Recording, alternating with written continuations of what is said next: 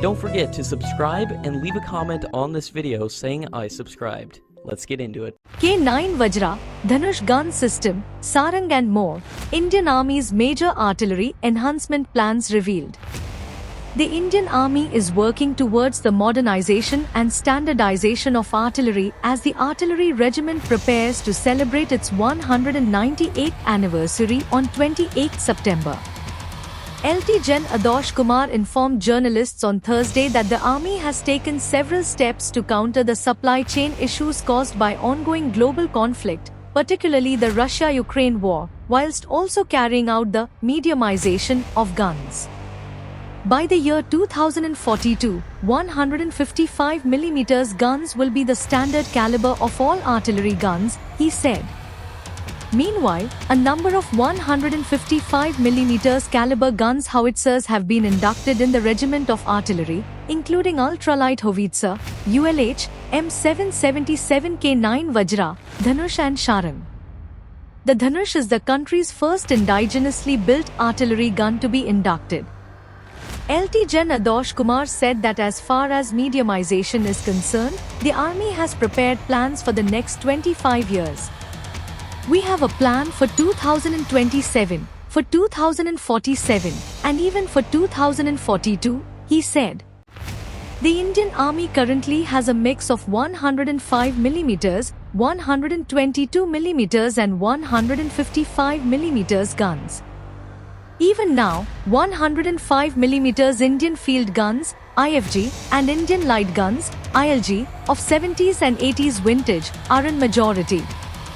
The initial plan is to induct 114 guns with 80% indigenous content by 2026. These have been found to perform well in high-altitude firing.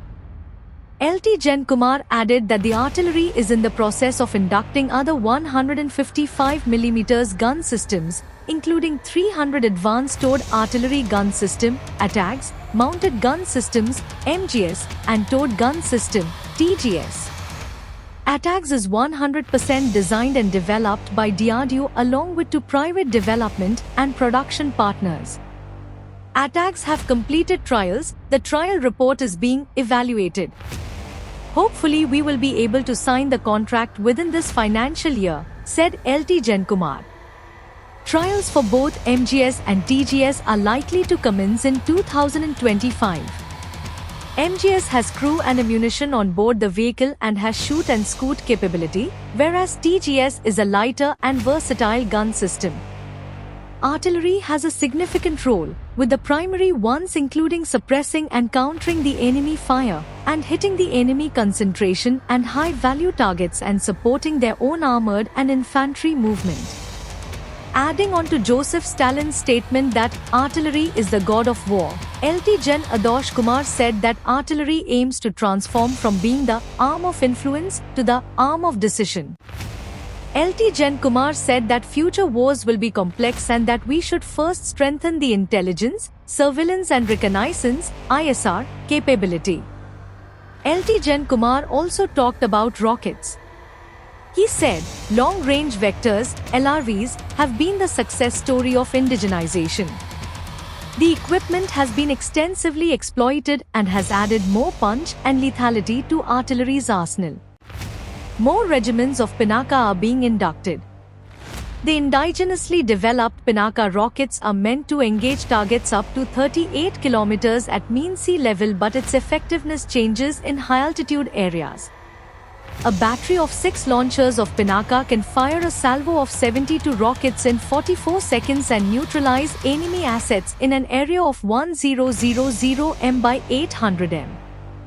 Additionally, an upgraded version of Pinaka ammunition can land up to a range of 75 km with superior precision. LT Gen Kumar added that the army is looking for the same but with extended ranges, FIS to double and then 4x and 8x. He also said, the artillery's missile program is progressing well at the desired pace, wherein research and development is being carried out by DRDO to enhance range, accuracy and lethality of both ballistic and cruise missiles. Development work is also in progress by DRDO for hypersonic missiles.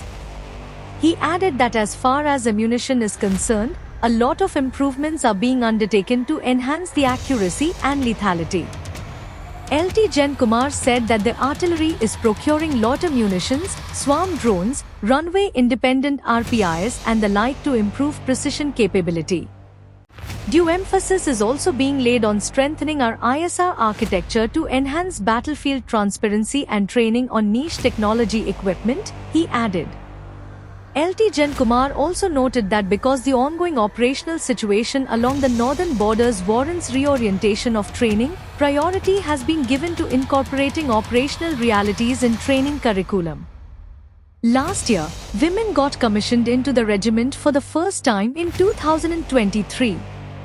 A total of 19 women officers have got commissioned till now and have been posted to units with different equipment profiles and terrain conditions. LT Jen Kumar also talked about the lessons learned from the Russia and Ukraine war entering its third year with no signs of abating. A number of lessons have emerged, and these are being given due attention. Our focus will continue to remain on enhancing our operational preparedness to effectively integrate to operate in a combined arms environment and continual innovations in our technical, tactical and employment philosophy so as to stay ahead of challenges and threats. The Regiment of Artillery is said to be the second largest arm of the Indian Army, after the infantry. Please donate at least ₹1 to support our work by scanning the QR code. And don't forget to like, share and subscribe.